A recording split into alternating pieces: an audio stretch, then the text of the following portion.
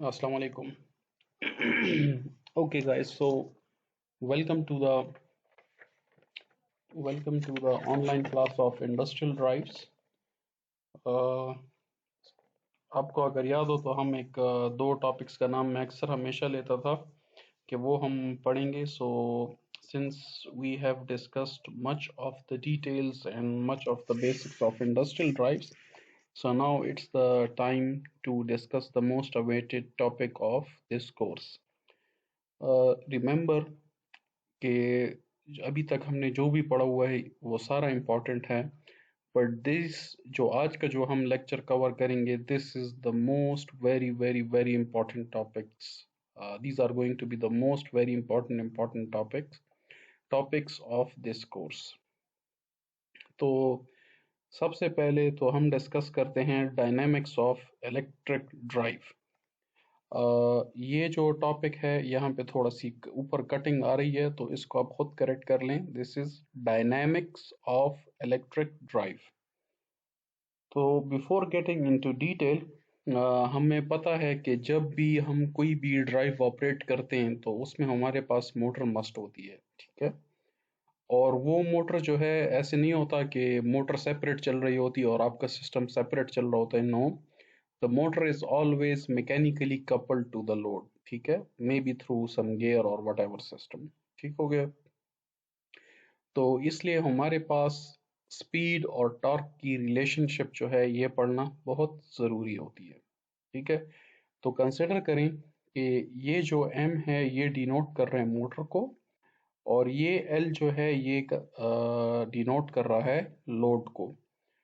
So the motor is connected to the load mechanically, और omega m जो है ये डिनोट कर रहा है रोटेशनल स्पीड को. ठीक हो गया. So the motor is basically moving in the counter clockwise direction, sorry in the clockwise direction. ठीक है, the motor is moving in the clockwise direction.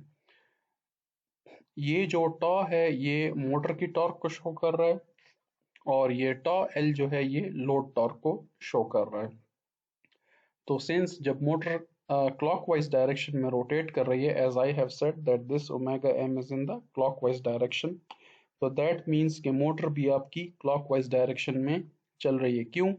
क्योंकि लोड आपका जब क्लॉकवाइज डायरेक्शन में चल रहा है, आपकी मोटर की स्पीड क्लॉकवाइज डायरेक्शन में है, तो डेफिनेटली आपका टॉर्क भी क्लॉकवाइज डायरेक्शन में ही अप्लाई होगा.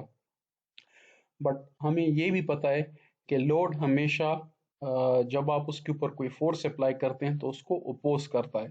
तो वो जो अपोजिंग टॉर्क जो कि लोड अप्लाई कर रहा है, तो डेफिनेटली अगर हम उसको क्लॉकवाइज में डायरेक्शन में रोटेट करना चाहें तो लोड एंटी क्लॉकवाइज में उसकी जो इनर्शिया जो ऑपोजिट टॉर्क होगा वो एंटी क्लॉकवाइज में होगा. तो ये जो टॉ एल है ये उस एंटी क्लॉकवाइज टॉर्क को शो कर रहा है. ठीक है. देन वी डिनोट कि टोटल मोमेंट ऑफ इनर्शिया जो यहाँ से लेके यहाँ तक है उसको हम जे से डिनोट करते हैं. ये हमारे पास एक रोटेशनल सिस्टम है. क्यों रोटेशनल सिस्टम है मैंने आपको बता दिया, क्योंकि हम इसमें ओमेगा एम को इस्तेमाल कर रहे हैं. रोटेशनल स्पीड इसमें मोटर आपकी एक जो है सर्कुलर डायरेक्शन में रोटेट कर रही है. अब अगर इसी इक्वेशन को हम इसी सिस्टम को हम एक डायनामिक इक्वेशन इसकी लिखते हैं तो हमारे पास क्या आता है कि tau minus tau L is equal to rate of change of moment of inertia and omega m. ठीक हो गया. अब इसको अगर हम डिफरेंशिएट करते हैं d बाई डी टी, तो हमारे पास ये आता है j d omega m by D T plus omega m D J by D T. अब इस चीज को मैं एक्सप्लेन करता हूँ कि ये हमारे पास हुआ क्या है.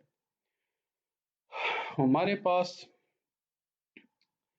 जो राइट हैंड साइड पे omega M D J by D T आया हुआ है, ठीक है, इस चीज को हम क्या कहते हैं? इसको हम कहते हैं इनर्शिया. ठीक है, मैथमेटिकल फॉर्म में हम इसको इनर्शिया कहते हैं. तो हम क्या कहते हैं कि हमें ये भी पता है कि इनर्शिया का जो टाइम के साथ होता है वो चेंज नहीं होता. मतलब इनर्शिया जो है उसको हम कांस्टेंट लेते हैं. ठीक है. तो जब आपके पास एक आइटम जो है वो टाइम के साथ चेंज नहीं हो रही, तो rate of change with respect to T, मतलब उसमें रेट ऑफ चेंज, लाइक उसमें कोई चेंज आ ही नहीं रही, तो इसका क्या मतलब है कि रेट ऑफ चेंज क्या हो गया मेरे पास, जीरो। क्यों? आसान लफ्जों में रेट ऑफ चेंज से मुराद कि उसमें कितना चेंज आ रहा है। ठीक है, तो हमने पहले से ये कह दिया कि हमारे पास वो कांस्टेंट है, वो चेंज नहीं हो रहा, तो ये टर्म हमारे पास क्या हो गई, जीरो। तो that means tau minus tau L is equal to J D omega by D T. अब इसमें मैं आपको बताता हूँ कि J D omega by D T एक एक चीज की ये है क्या चीज। हमने शुरू में यहाँ पे देखें क्या कहा था कि जे मेरे पास क्या है, total moment of inertia, omega M मेरे पास क्या है कि जो रोटेशनल स्पीड है। ठीक है, तो जे मेरे पास क्या हो गया वापस यहाँ पे, moment of inertia, omega M मेरे पास क्या था, एंगुलर स्पीड था। तो जब भी वेलोसिटी को डिफरेंशिएट करते हैं तो आपके पास क्या आता है, एक्सेलरेशन। तो अगर मैं एंगुलर वेलोसिटी को डिफरेंशिएट करूं, ठीक है, तो मेरे पास क्या होगा, एंगुलर एक्सेलरेशन। और टॉ एल जो यहाँ पे था उसको मैं राइट हैंड साइड पे ले गया हूँ, तो ये मेरे पास लोड टॉर्क आ गया। ठीक है, तो this equation is valid for steady and transit state of the system. ये आपने याद रखना है। ठीक है, आपसे जब भी डायनामिक इक्वेशन के बारे में पूछा जाए तो आपने ये चीज बता देनी, ये आपने याद रखना है। ठीक है, नाउ लेट अस कम अहेड। अगर हम स्टेडी स्टेट में जाते हैं, स्टेडी स्टेट से क्या मुराद है कि अगर मोटर हमारे पास एक्सेलरेट नहीं होती, तो जब आपके पास एक्सेलरेशन नहीं हो रही होती तो इसका क्या मतलब है कि आपके पास वेलोसिटी कांस्टेंट है। अगर इसी चीज को हम एंगुलर वेलोसिटी में ले लें, अगर मेरे पास एंगुलर एक्सेलरेशन चेंज नहीं हो रही, मतलब एंगुलर एक्सेलरेशन मेरे पास जीरो है, तो इससे क्या मुराद है कि मेरे पास एंगुलर वेलोसिटी कांस्टेंट है। दोबारा बता देता हूं, अगर हम कहते हैं कि मेरे पास एंगुलर एक्सेलरेशन जीरो है, तो इससे क्या मुराद है कि मेरे पास एंगुलर वेलोसिटी कांस्टेंट है। ठीक हो गया, तो इसी इक्वेशन को हम ऊपर देखते हैं कि अगर मेरे पास ये चीज जीरो के बराबर आ जाए तो मेरे पास जो टॉ है वो किसके बराबर हो जाएगा, टॉ एल, लोड टॉर्क की। क्यों? क्योंकि मेरे पास एंगुलर एक्सेलरेशन है ही नहीं। और ये हमारे पास स्टेडी स्टेट की इक्वेशन है कि जब मोटर ना वो आप उसको एक्सेलरेट कर रहे हैं ना आप उसको डिसेलरेट कर रहे हैं, तो इसका क्या मतलब है कि जो मोटर टॉर्क है और लोड टॉर्क है वो आपस में बैलेंस्ड है। ठीक है, सो ये एक छोटा सा टॉपिक था जो कि मैं सोचा था कि आप लोगों को पता होना चाहिए। अब हम देखते हैं speed torque convention and multi quadrant operation of electric drives. तो अभी आपने, तो मैंने लास्ट वीक कहा हुआ था कि ब्रेकिंग वगैरह से अपने आप को ज़रा उसकी डिटेल्स पढ़ लें, और वो लेक्चर भी मैंने आपके साथ एक शेयर किया हुआ था, तो उसकी आज हम प्रैक्टिकल एप्लीकेशंस यहाँ पे देख लेते हैं। अब हमेशा याद रखें कि जब भी हम मोटर के बारे में बात करेंगे तो हम स्पीड और टॉर्क की ज़रूर बात करेंगे, और अगर इस चीज़ को हम ग्राफिकली रिप्रेजेंट करें तो बाय कन्वेंशन टॉर्क हमारे पास एक्स एक्सिस पे आएगा और जो स्पीड है ये हमारे पास वाई एक्सिस पे आएगा। ये क्यों ऐसा होता है? ये इसलिए ऐसा होता है कि ये हमारे पास कन्वेंशन है। ठीक है, all the scientist agree to it कि हम टॉर्क को एक्स एक्सिस पे बनाएंगे और स्पीड को वाई एक्सिस पे बनाएंगे। This is just a convention. Now अगर मैं एक ग्राफिकली टॉर्क और स्पीड को प्लॉट करना चाहता हूं, तो मैंने क्या कहा था कि टॉर्क को मैं एक्स एक्सिस पे प्लॉट करूंगा और स्पीड को मैं वाई एक्सिस पे प्लॉट करूंगा। ठीक हो गया, और ये जीरो मेरे पास ओरिजिन हो गया। ठीक है, सो ये मेरे पास क्वाड्रेंट वन हो गया, ये मेरे पास क्वाड्रेंट टू हो गया, ये मेरे पास क्वाड्रेंट थ्री हो गया, ये मेरे पास क्वाड्रेंट फोर हो गया। नाउ लेट अस कंसिडर के क्वाड्रेंट वन में क्या होगा। इसमें हमारे पास ओमेगा एम भी पॉजिटिव है और टॉ भी पॉजिटिव है। क्यों?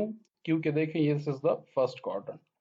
सेकंड क्वाड्रेंट देखें, यहाँ पे मेरे पास ओमेगा एम पॉजिटिव है लेकिन टॉर्क नेगेटिव होगा।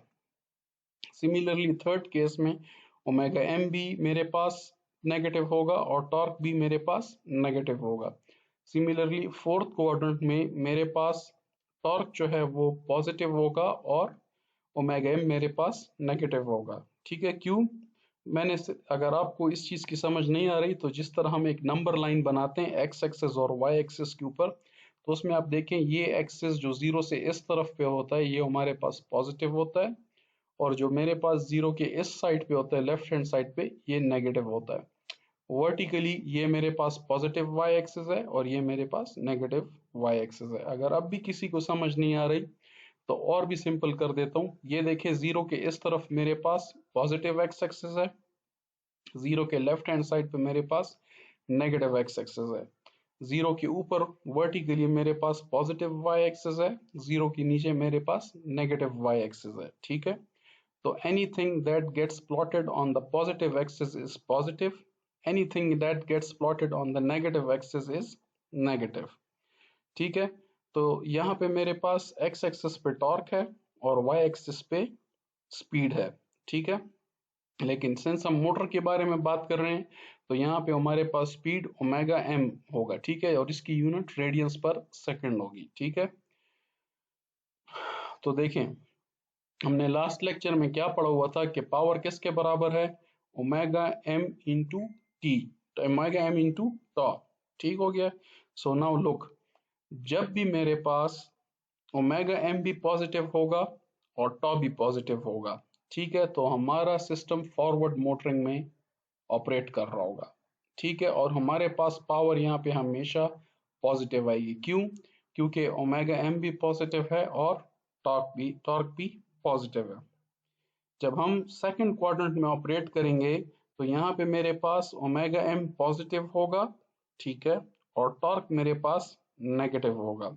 तो जब आपके पास जब भी मल्टीप्लिकेशन में एक आइटम पॉजिटिव होता है और दूसरा नेगेटिव होता है तो आपके पास जो नेट आउटपुट आ रहा होता है वो नेगेटिव आ रही होती है। तो मेरे पास पावर यहाँ पे नेगेटिव आएगी। ये लेस देन जीरो का मतलब है कि हम नेगेटिव में जा रहे हैं। Now in the third quadrant हमारे पास ओमेगा m भी नेगेटिव होगा और टॉर्क भी नेगेटिव होगा। ये लेस देन जीरो का मतलब जो है, ये मैं बेसिकली नेगेटिव एक्सेस की बात कर रहा हूँ, और ग्रेटर देन जीरो में मैं बता रहा हूँ पॉजिटिव एक्सेस की तरफ। ठीक है, पॉजिटिव वैल्यू की तरफ। तो जब आपके पास मल्टीप्लिकेशन में दोनों आइटम्स नेगेटिव होंगी तो आपके पास फाइनल आउटपुट पॉजिटिव आएगा। ठीक है, तो यहाँ पे आपके जो सिस्टम है वो रिवर्स मोटरिंग में चल रही होगी। और ऊपर का मैं बता देता हूँ, ये this region is for the forward braking, and similarly if something that is running in the where the speed of the motor where wm is omega m, in fact omega m is less than zero, less than zero से मुराद is negative, and the torque is greater than zero, from greater than zero I am again referring to the positive torque। तो आपके पास power किसके बराबर होगी, वो negative axis में आएगी। ठीक है, so that is first quadrant is for forward motoring, second quadrant is for forward braking, third quadrant is for reverse motoring, and fourth quadrant is for reverse braking। Now I know कि you will be confused about these things, but let us see a practical example। यहाँ पे देखें, पहला quadrant देखते हैं। अब पहले quadrant में okay, now look at the first quadrant. Imagine करें कि मेरे पास यहाँ पे एक लिफ्ट है या क्रेन है, जो भी आप कहते हैं इसको। ठीक है, तो ये जो W1 है ये हमारा लोड को शो कर रहा है, और जो W2 है ये हमारा काउंटर वेट को शो कर रहा है। This W1 and W2 convention will be followed in all these examples. ठीक है, सो W1 will be the load and W2 will be the counter wait. तो अब आप देखें, आप यहाँ पे इमेजिन करें कि मेरे पास जो W1 है वो W2 से ग्रेटर है, मतलब जो केज है वो लोडेड है। ठीक है, अब हमारे पास क्या हो रहा है कि हम इसको यहाँ पे देखें, हम क्या कर रहे हैं यहाँ पे फर्स्ट क्वाड्रेंट में, सिंस यहाँ ये लोडेड केज है। ठीक है, तो हम क्या कर रहे हैं यहाँ पे कि जो मेरे पास जो वेट की वजह से जो वेट का जो टॉर्क होगा वो कहाँ पे एक्ट करेगा, वो डाउनवर्ड एक्ट करेगा। ठीक है, तो ये देखें टॉ एल कहाँ पे आ रहा है, this is coming towards the downward direction. अच्छा, अब अगर मैं इसको ऊपर की तरफ खींचता हूं तो मैं क्या करूंगा, मैं मोटर को ऊपर की in the upward direction, that is to say अगर लेट्स से अगर वेट मेरे पास जो वेट का जो टॉर्क है टॉ एल वो लेट्स से मेरे पास क्लॉकवाइज डायरेक्शन में एक्ट कर रहा है, तो मैं मोटर का मोटर की एंगुलर वेलोसिटी जो है वो मेरे पास किस सेक्शन में हो डायरेक्शन में होगी, that will be in the counter clockwise.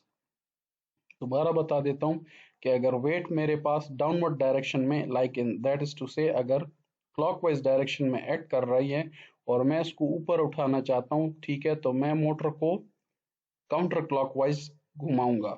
ठीक है, डिफरेंस देखें, मेरे पास सिस्टम है जिसमें W1 है और W2 है, W1 लोडेड है और W2 काउंटर वेट है। ठीक है, ये मेरे W1 is my load which is loaded and W2 is my counter wait. ठीक है, और मैं इस W1 को ऊपर उठाना चाहता हूँ। ठीक है, तो W1 का जो अपना लोड का जो टॉर्क है वो किस किस डायरेक्शन में एक्ट करेगा, towards the anti clockwise direction, जिसको मैं एज्यूम करता हूँ कि नीचे की तरफ है, sorry not anti clockwise, clockwise direction. ठीक है, नीचे को हम अज्यूम करते हैं कि ये हमारे पास क्लॉकवाइज डायरेक्शन है और ऊपर को हम अज्यूम करते हैं कि this is going in the anti clockwise direction. ये this is confusing, listen to this thing again. जब डाउनवर्ड जाएगा तो this is our clockwise direction, जब ऊपर की तरफ जाएगा this is our anti clockwise direction. ठीक है, यहां तक कोई मसला नहीं होना चाहिए। तो जब ये केज मेरे पास लोडेड है और ये नीचे की तरफ एक्ट कर रहा है और मैं इसको ऊपर उठाना चाहता हूं, तो मैं मशीन को किस डायरेक्शन में घुमाऊंगा, एंटी क्लॉकवाइज डायरेक्शन में। क्यों एंटी क्लॉकवाइज डायरेक्शन में, क्योंकि मैं कहता हूं कि जब भी हम ऊपर जाएंगे तो that is to say we will are going in the anti clockwise direction, और जब नीचे की तरफ आएंगे this is our clockwise direction. ठीक है, तो अब यहाँ पे कन्वेंशन देखें, ओमेगा एम किसकी तरफ जा रहा है, पॉजिटिव की तरफ। सो ये देखें यहाँ पे आ रहा है, और जो टॉर्क मैं अप्लाई कर रहा हूँ वो किस डायरेक्शन में जा रही है, वो भी पॉजिटिव डायरेक्शन में। ठीक है, तो ये देखें ये मेरे पास क्वाड्रेंट नंबर 1 में आ गया है, और लोड टॉर्क किस तरफ पे एक्ट कर रहा है, इन द एंटी क्लॉकवाइज डायरेक्शन। ठीक हो गया। नाउ अब सेकंड क्वाड्रेंट में आते हैं। अच्छा, और इसको हम क्या कहेंगे यहाँ पे, फॉरवर्ड मोटरिंग। ठीक है, यहाँ पे देख लें, यहाँ पे मैंने बनाया हुआ है। Now for the second case इसको अज्यूम करते हैं कि जो मेरे पास वेट है, जो लोडेड वेट है, this is less than my counter wait. तो अब क्या होगा कि मैं क्या करूंगा कि मेरे पास जो इसका मतलब ये है कि मेरा केज एम्प्टी है। ठीक है, माय केज इज एम्प्टी, क्योंकि मैं क्यों कर रहा हूँ इसको, क्योंकि मेरा जो लोड है that is less than the counter wait. ठीक है, तो अब यहाँ पे क्या होगा देखें इसको,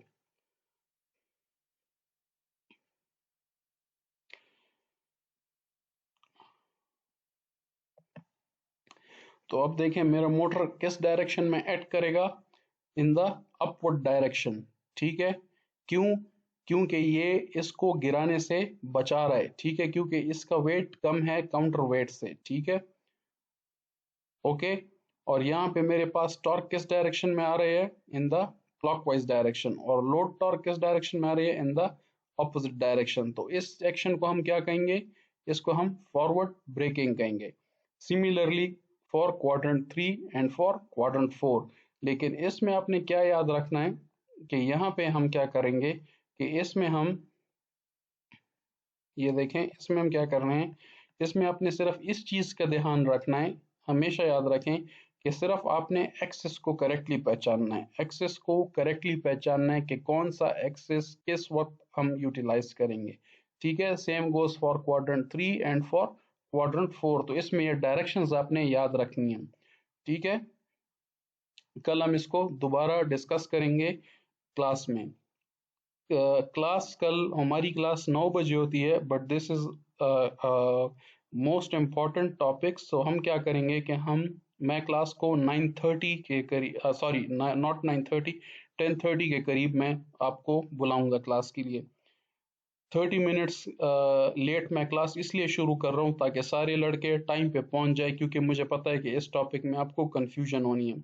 सो I will start the class with a 30 minutes delay so that all the guys are present. Make sure you do not miss this class, otherwise you will be having a lot of trouble. ठीक है।